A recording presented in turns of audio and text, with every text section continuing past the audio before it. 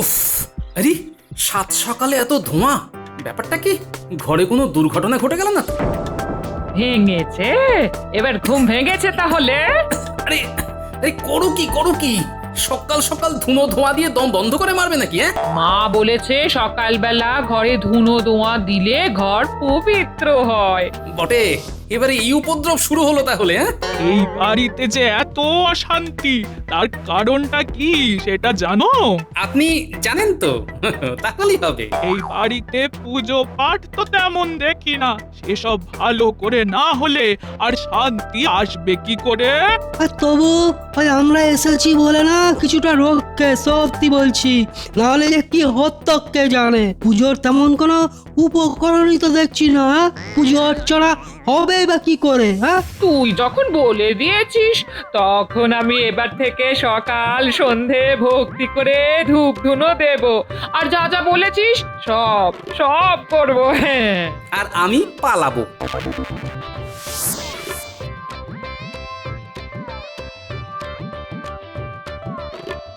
যেখানেই যাও বাবা, বাজারের থলিটা নিয়ে যাও।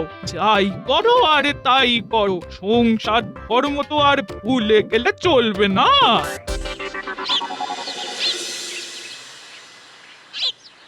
বাড়িতে গিয়ে দেখলাম গোপাল দাদু নেই, কিন্তু দাদু কোথায় গেল বলো তো? সেটা যদি জানতাম তাহলে তো খুঁজে বের করে ফেলতাম। ওই তো দাদু ওইখানে, চল চল গিয়ে পাকড়াও করি। ও গোপাল দাদু, তুমি এখানে বসে আর আমরা তোমায় কোথায় কোথায় খুঁজছি। কিন্তু খুঁজছিস কেন সেটা তো বলবি। পারে তুমি সব ভুলে গেছো নাকি? আজ যে তুমি আমাদের নিয়ে বাজার করতে যাবে বলেছিলে। না না, আজ তোমাকে আমরা কিছুতেই ছাড়বো না। বেশ তো, তোদের যখন এতই বাজার করা দেখার শখ, চল তাহলে।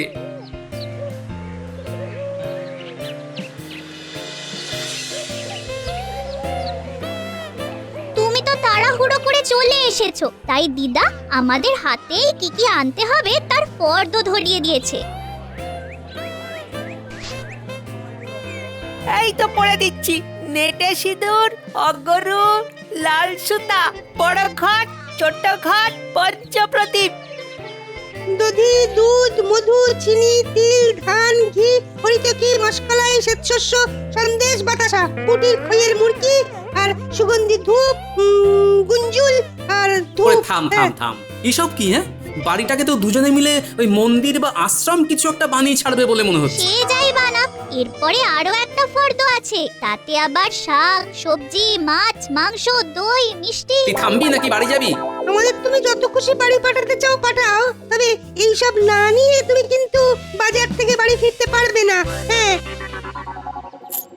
এই তামার পয়সা কটা দিয়ে কি কিনবো আর কি কিনবো না সেটাই তো বুঝতে পারছি না।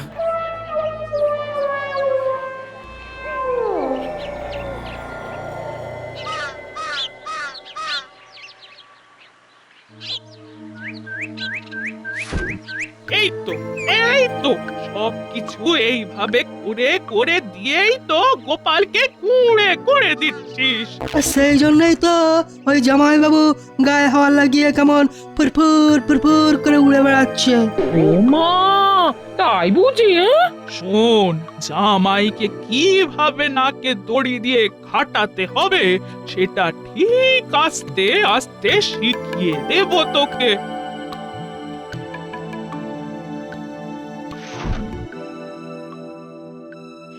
এইবার এই কাদা মাখা জামা কাপড় তুলবে আর শিখবে যে কিভাবে নিজের কাজ নিজে করতে হয়। হ্যাঁ, আরে আরে, এসব আবার কি?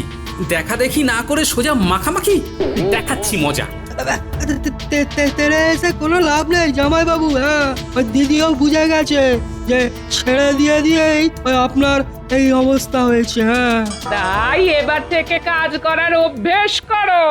তার মানে দুজনে মিলে গিন্নির মগজ ধোলাইটাও সেরে ফেলেছে। জল তো বেশ অনেক দূরই গড়িয়েছে দেখছি। এবার বলো তো বাবা জীবন, যে কাজটা তোমাকে দেওয়া হয়েছিল সেটা ঠিক মতো করেছো কি না? কাজের মাথায় বাজ। ওই ফর্দ দেখে আমার তো ফর্দাফাই অবস্থা। বলি, ঘরেতে পুজোর অনুষ্ঠান হবে নাকি অন্নপ্রাশন? হ্যাঁ, একদিক সামলাতে গেলে তো আরেক দিক খুলে যাচ্ছে, পয়সা শেষ। বলি জমানো পয়সা থেকে নিয়ে গিয়ে মাছ কিনে আনো তবে। না না, ওই শাশুড়ি আর শ্যালককে সামলাতে উপার্জন বাড়ানো ছাড়া আর উপায় নেই।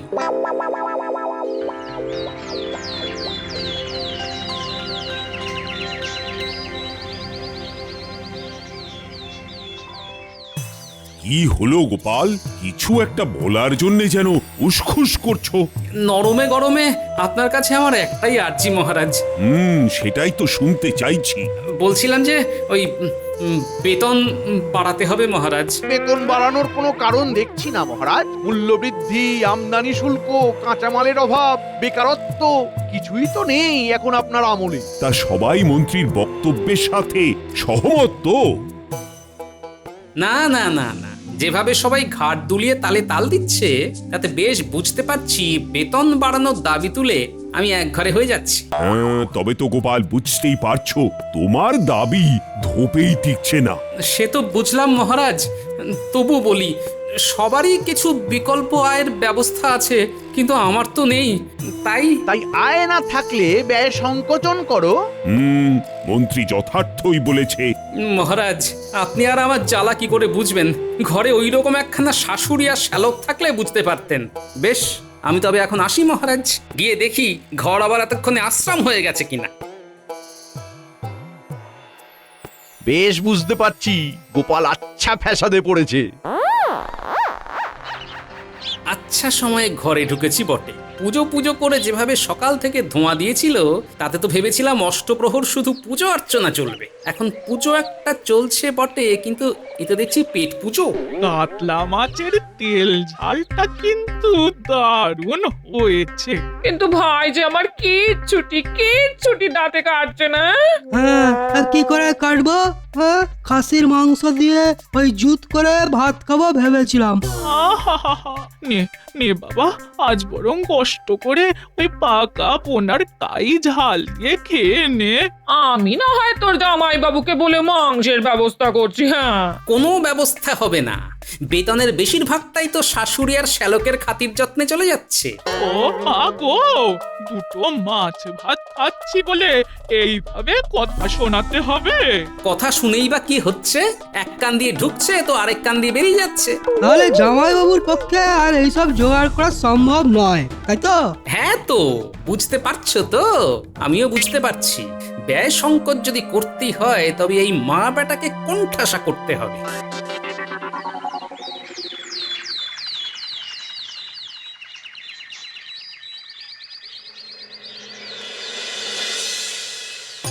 কই গো রাজবৈদ্য, ঘরে আছে তো নাকি?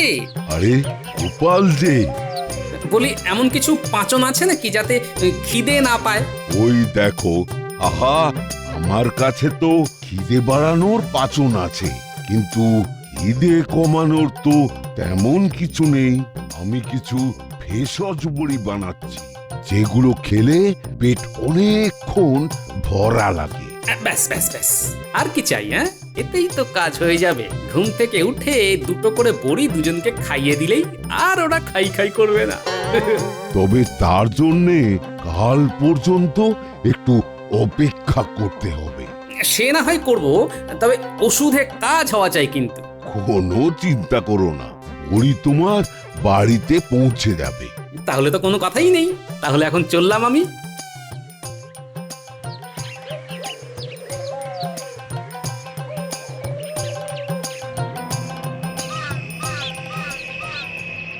চল, আজ আর ওষুধ নিয়ে কাজ নেই। হ্যাঁ হ্যাঁ, চল চল, মুখরোচক খবরটা যথাস্থানে পৌঁছে দিই।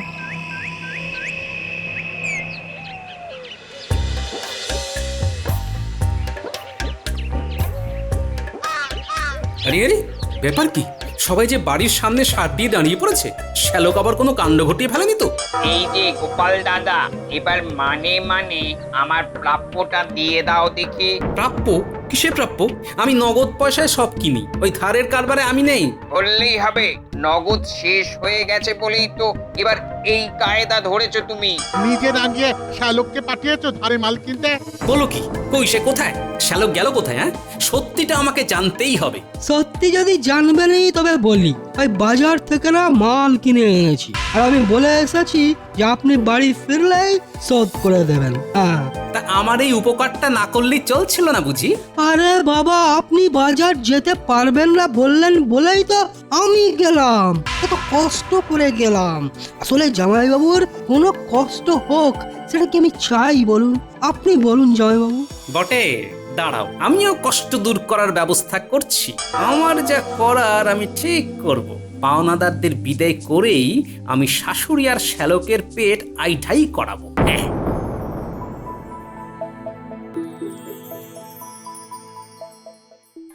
গোপালটা যে ভেতরে ভেতরে কি করছে কিছুই বুঝতে পারছি না। না না না না না, বটা ঘটাকে কাজে লাগিয়ে ওর হালচাল জানতে হবে। গোপাল দাদা পেট ভরানোর বড়ির খোঁজ করছে ওই রাজবৈদ্যর কাছে এসে। তবে বৈদ্যের কাছে খিদে বাড়ানোর ওষুধ আছে, কিন্তু পেট ভরে থাকার বড়িটা বৈদ্য সবে বানাচ্ছে। তাই নাকি? গোপালকে পেঁচে ফেলার এই সুযোগ। গোপাল নিশ্চয়ই শাশুড়ি আর শ্যালককে নিয়ে ঝামেলায় পড়েছে। এই সুযোগটা কাজে লাগাতে পারলে বেশ মজা হবে। আপনি কি মনে মনে কিছু ভাবছেন মন্ত্রী মশাই? ভাবছি তো বটেই, আর আমি কি ভাবছি সেটা তোদেরও মাথায় ঢোকাচ্ছি। আয়। এই ঘটে ঢুকেছে তো নাকি? আপনার কথা তো আমরা স্পষ্ট বুঝতে পারছি। তাহলে যা, যেমন বললাম তেমন কর গিয়ে। দেখিস আবার বাড়াবাড়ি করিস না যেন। আমি যাই রাজসভায় গিয়ে দেখি সেখানে আবার কি না কি সামলাতে হয়।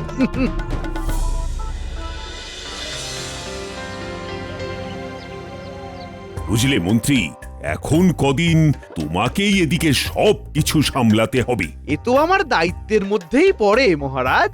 কিন্তু আপনি থাকতে মন্ত্রী মশাই দায়িত্ব সামলাবেন, ব্যাপারটা একটু কেমন কেমন মনে হচ্ছে না? মহারাজের কি আর একটা কাজ? নিশ্চয়ই অন্যদিকে অন্য কোনো কাজে মন দিতে হচ্ছে। একদমই তাই।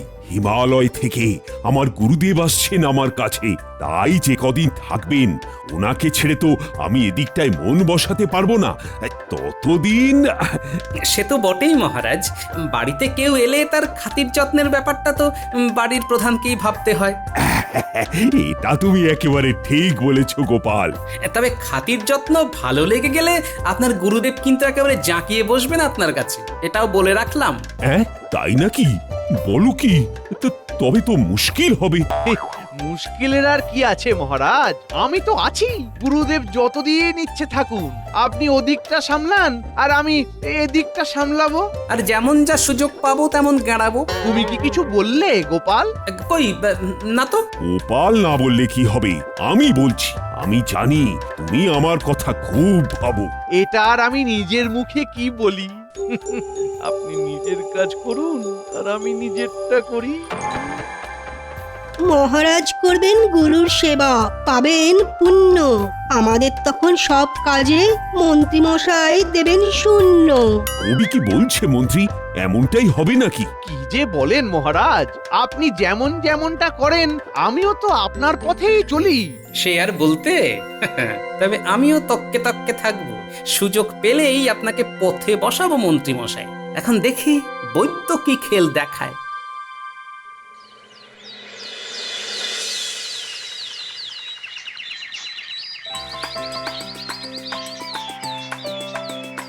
এই তো ভেষজ বড়ি তৈরি হয়ে গেছে। এবার শুধু গোপালের বাড়িতে এগুলো পৌঁছে দিতে হবে। মোক্ষম সময় এসেছি। রাজবৈদ্য বড়ি নিয়ে হুড়োহুড়ি করছে। চল চল আমরাও তাহলে তাড়াতাড়ি কাজ সারি। বাবারে গেলাম রে। ও কামড়ে ঘাবড়াস না, রাজবৈদ্যর কাছে এসে গেছি যখন, তখন ঠিক একটা ব্যবস্থা হবে। দেখুন না রাজবৈদ্য, বটাটা ওই পেটের ব্যথায় কেমন ছটফট ছটফট করছে। চটপট কিছু একটা ব্যবস্থা করে দিন না। কই দেখি দেখি দেখি কি হয়েছেটা কি? আপনি ওই দিকটা দেখুন, আমি ততক্ষণে এই দিকটা সামলে ফেলি। ব্যাস ব্যাস, এই যে পাল্টাপাল্টি করে ফেললাম, এতেই কাজ হয়ে যাবে। পেট ভর্তির বদলে খাই খাই করবে। মনে হচ্ছে পেটটা খালি খালি লাগছে বলে পেটে যন্ত্রণা হচ্ছে। আমি এক্ষুনি পেট ভর্তি রাখার বড়ি দিয়ে দিচ্ছি, এই কাজ হবে। একদম না, একদম না, ওই বড়ি খেলে হিতে বিপরীত হবে। বটা বটা পালা রে পালা। হ্যাঁ বলিস কি?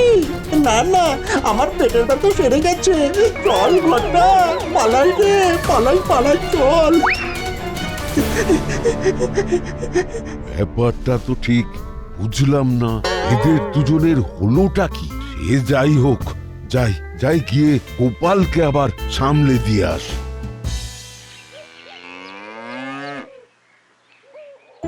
কই বৈদ্যর তো দেখা নেই, কোনো খবরও তো দিল না এখনো। রাজবৈদ্যকে আবার বাড়িতে ওই ডাকাডাকিরই বা দরকার কি জামাইবাবু? হ্যাঁ, এটা জেনে তোমারই বা কাজ কি বাপু? না, এই বলছিলাম কি, ওই রাজবৈদ্য যদি মাথা ঠিক করার উপায় জেনে থাকে তাহলে বরং ওই সেই সব বড়ি নিয়ে আসুক। তাই নাকি? বাহ, তোমার মাথাটা তো আজকাল বেশ খুলছে দেখছি। হ্যাঁ, কিন্তু ওই আপনার মাথাটাই তো খারাপ হয়ে গেছে দেখছি। হ্যাঁ, বাড়িতে কোনো রোগ নেই, জ্বালা নেই, কিছু নেই, অথচ আপনি বৈদ্যকে ডেকে আনছেন। কি যে করেন না মাঝে মাঝে। রোগ জ্বালা নেই বটে, কিন্তু হতে কতক্ষণ?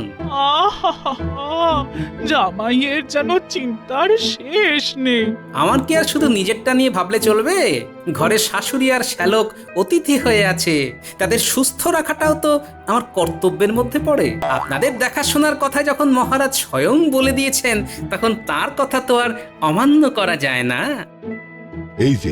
এই যে গোপাল, তোমার সেই বড়ি এনেছি। বড় ভালো সময় এনেছেন রাজবৈদ্য। আমাদের হোক না হোক, আগে শাশুড়ি মাতা আর শ্যালককে খাইয়ে ওদের সামলে রাখি। নিন নিন, ঝপ করে খেয়ে নিন দেখি। ও মা, কি করি মা? হ্যাঁ, কড়াকড়ির আর কি আছে? মহারাজ বলেছেন যখন, তখন আরে না খেয়ে উপায় কি?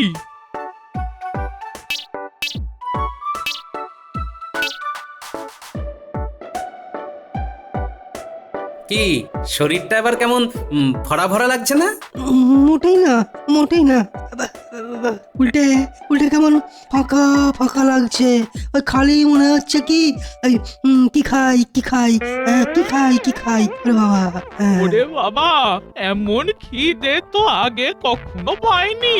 ওরে ও মেয়ে, মুড়ি চিড়ে কি আছে নিয়ে আয় আগে। আজ মনে হচ্ছে এক মন চালের ভাত একাই খেয়ে নেব। এই মরেছে, এ আবার কি হলো? না না না, এমন তো হওয়ার কথা নয়। আরে, এক কাণ্ড ঘটাতে গিয়ে আরেক কাণ্ড হয়ে গেল। এবার সামাল দিয়ে কি করে? ও মা গো, এরা এমন খাই খাই করছে কেন? তুমি নাটের গুরু, নিশ্চয়ই যেমন তেমন কিছু একটা খাইয়েছো। কি বললে গিন্নি? নাটের গুরু?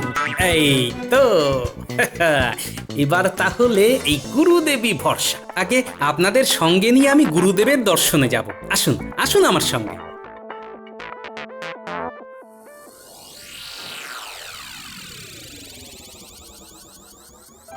তোমাকে দেখে আমার চিত্ত প্রসন্ন হয়ে গেল কৃষ্ণচন্দ্র। আমি ধন্য গুরুদেব, কতদিন পরে আপনি আবার দর্শন দিলেন। কিন্তু এবার যে আমাদের প্রতি একটু কৃপা করতে হবে গুরুদেব। কি গোপাল, তুমি? শুধু আমি নয়, সঙ্গে আমার শাশুড়ি মাতা আর শ্যালককে মেনেছি মহারাজ। বলো বৎস, কি চাই তোমার? না না, আমার কিছুই চাই না, তবে এদের চাই। এরা বহুদূর থেকে এসেছেন বাবা, আর এদের মধ্যে ভক্তিভাবও একেবারে গদগদ করছে। বাহ বাহ বাহ, শুনেও শান্তি। দয়া করে গুরু মন্ত্র দিয়ে আপনি এদের দীক্ষিত করে দিন বাবা। কথাতেই তো আছে অতিথি নারায়ণ, আর এরা আমার অতিথি। অতিথির কল্যাণেই তো তোমার কল্যাণ গোপাল। যথার্থ বলেছেন মহারাজ। আহা আহা, কি উচ্চ চিন্তা। বেশ, আমি আজই ওদের দীক্ষার ব্যবস্থা করছি। তবে তার জন্য জল, দুগ্ধ, কুশাগ্র, দই, অক্ষত, তিল, জব ও শ্বেত সরিষা দিয়ে অর্ঘ্য দিতে হবে। তুমি জানো বৎস? জানি তো। সঙ্গে দই, ঘি, জল, মধু ও চিনি দিয়ে তৈরি করতে হবে মধুপর্ক। চমৎকার। দীক্ষাদানকালে যজ্ঞের জন্য শিলা ও নুড়ি যজ্ঞের বলি, পাটখড়ি, আমখড়ি, গোময়, কুশ, ঘৃত, বেলপাতা, শালুকাপড়, পানিপূর্ণ পাত্র, শস্যমুখ, জব, তিল, পঞ্চগব্য, গোচনা, পঞ্চবৃত ইত্যাদি প্রভৃতি যা লাগে সব ব্যবস্থা করে দেব। গোপাল তো দেখছি পুজোর উপাচার একেবারে ঘেঁটে দিয়েছে। এবার তবে শাস্ত্র মতে দীক্ষাদানে কোনো বাধাই থাকবে না। জোগাড় যন্ত্র যা করার তুমিই করো তবে। আরে অর্থের ব্যাপারে ভেবো না। বেশ, তাই হবে মহারাজ।